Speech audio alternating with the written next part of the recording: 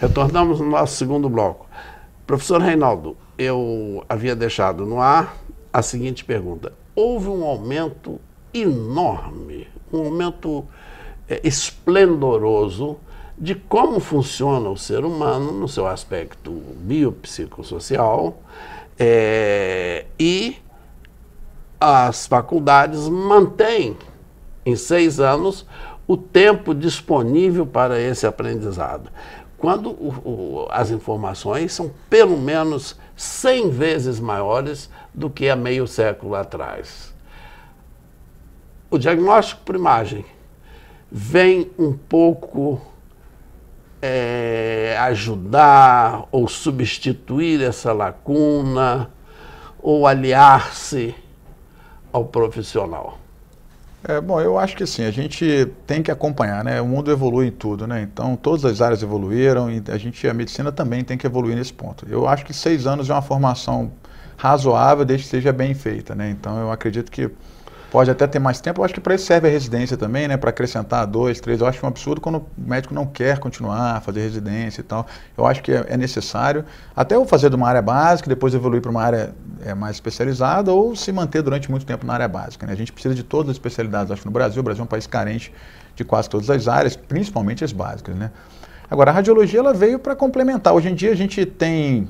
Por exemplo, na parte de oncologia, eu posso falar que a gente trabalha muito com oncologia, né? Eu trabalho muito próximo dos nossos profissionais lá de oncologia, e eles, para estadiamento de tumor hoje em dia, é necessária a radiologia, né? A gente não consegue trabalhar sem a radiologia. Então, eles precisam para poder fazer o estadiamento, seja do abdômen, seja do tórax, seja do crânio, avaliação óssea. Então, não tem mais como deixar isso, porque muitas vezes isso vai mudar a conduta, né? De um medicamento, de um quimioterápico, de entrada de uma cirurgia. Então, a gente precisa disso aí. Então, isso aí tem que acompanhar. Assim como outras especialidades, como a neurologia, a neurocirurgia. Entendeu? O neurocirurgião não tem mais como entrar para operar um tumor sem ter uma ressonância de crânio bem feita, bem analisada, com imagens claras, entendeu? Um cirurgião torácico é a mesma coisa para operar um tumor de pulmão. Então eu acho que é necessário a gente acompanhar essa evolução e os métodos evoluíram. Eu acho que a radiologia foi uma das especialidades que mais evoluiu nos últimos anos, inclusive.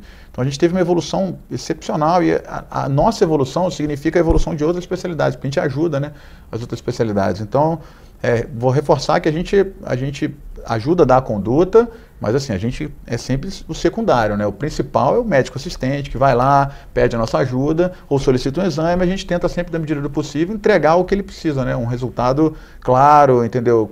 E que seja bom para poder programar uma cirurgia ou um tipo de tratamento, né? Até porque é a clareza do resultado que Sem vai dúvida. definir a abordagem terapêutica. Por exemplo, um acidente vascular encefálico, se ele é hemorrágico ou se ele é isquêmico, são 2 condutas completamente diferentes e quem vai definir isso sem dúvida. é o colega profissional da área de imagens. Sem dúvida. Eu lembro quando eu comecei na radiologia, existiam muitos hospitais que não tinham nem tomografia, né? Ou tinha uma tomografia que era bem ruim, mas já atendia alguma coisa. Hoje em dia a gente tem um monte de hospital com ressonância magnética, tem um monte de hospital com vários equipamentos de ultrassom e tomografia. Entendeu? Os hospitais públicos, inclusive, as universidades públicas também, que na minha época tinham muito poucas com bons equipamentos, hoje em dia a gente difundiu bastante, né? Então a gente acha que evoluiu muito para em todas as áreas, seja no SUS, seja no particular, entendeu? Seja nos grandes hospitais aí filantrópicos do Brasil. Então a gente acho que evoluiu bastante e a gente está acompanhando esse processo. Doutor Reinaldo, entre os pacientes, mais do que entre os profissionais, existem muitas dúvidas e alguns temores com relação à questão do uso de contrastes em radiologia de uma forma geral. Houve alguma evolução nessa área? E o que o senhor diria para os nossos telespectadores?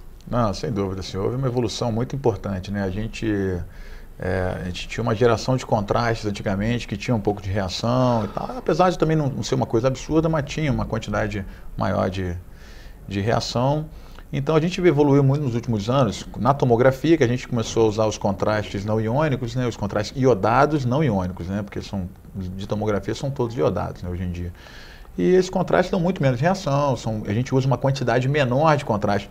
O equipamento evoluiu, né? O equipamento de tomografia evoluiu, faz com que a gente possa usar menos contraste. A qualidade do contraste melhorou, que também faz com que use menos, e o contraste não iônico já é um contraste com uma osmolaridade que permite com que a gente tenha uma quantidade de reação muito menor. Então é muito raro a gente ter reação ao contraste. A gente tem que tomar cuidado com alguns pacientes que têm insuficiência renal ou que estão desidratados, então a gente tem que tomar um pouco de cuidado. O paciente desidratado a gente hidrata um pouquinho com soro e faz o contraste.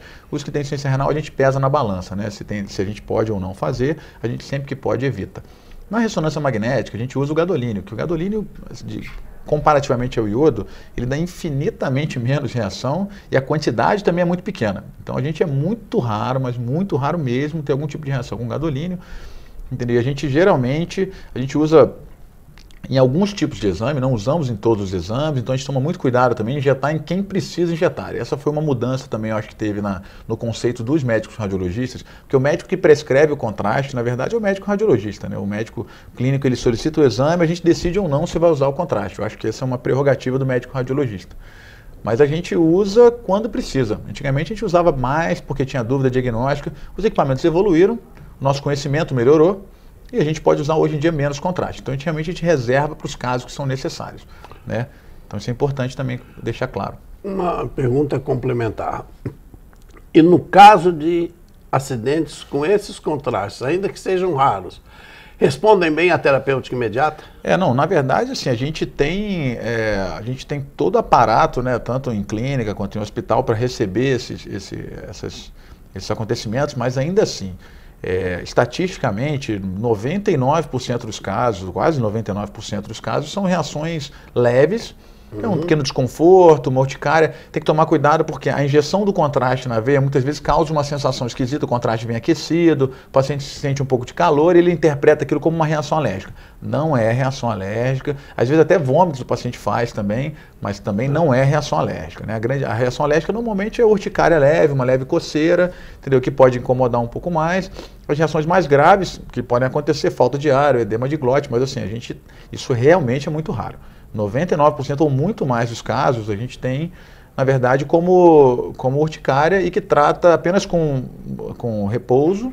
Eventualmente a gente lava a veia com um pouco de soro e, em último caso, a gente lança a mão de algum tipo de medicação, entendeu? Em casos mais extremos a gente pode usar adrenalina e etc, mas a gente realmente não tem visto mais esse tipo de reação no nosso dia a dia. Entendeu? A gente sabe que tem alguns relatos, mas na nossa prática, principalmente aqui no nosso serviço, tanto na clínica quanto no hospital, a gente não tem tido esse tipo de problema mais. Eu gostaria exatamente de perguntar agora para esse terceiro bloco, que você nos falasse sobre como está a radiologia em Campos em 2016 no Hospital Dr. Beda e na Clínica de Excelência, onde você é diretor técnico. Terminamos aqui o nosso segundo bloco e retornamos dentro de pouquinhos minutos com o Dr. Reinaldo Otero, professor de Radiologia e Diagnóstico por Imagem da Faculdade de Medicina, diretor do Serviço de Radiologia do Hospital Dr. Beda e da Clínica de Excelência. Voltamos em seguida.